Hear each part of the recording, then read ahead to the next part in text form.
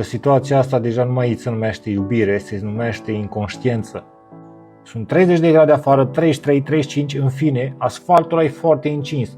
Cum poți tu să-ți scoți câinele pe un asfalt încins și în primul rând să-l și vezi că faci așa ceva și tu încă să-ți continui plimbarea în oraș, că tu ai treburi. Lasă-l acasă, ieși cu el dimineața, ieși seara când trebuie să ieși la plimbare. Nu vă mai bateți joc de săracile suflete, pentru că ele nu pot să vă vorbească, că dacă ar vorbi, Doamne bine aș fi să vă spun la toți inconștienții: bă omule, mă ard și pe mine lăbuțele alea, că altcumva n-ai cum să le mai spui. Eu nu cred că deja în situația asta omul nu știe, că se vede foarte clar săracul câine cum își ridică lăbuțele. Nu vă mai bateți joc de animalele astea, de sufletele astea nevinovate, pentru că ele n-au nicio vină. Dacă tot îl iubești, ai grijă de el.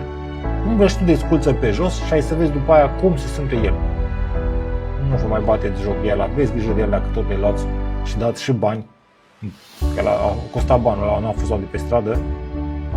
Nu știu, eu nu vă mai pot înțelege.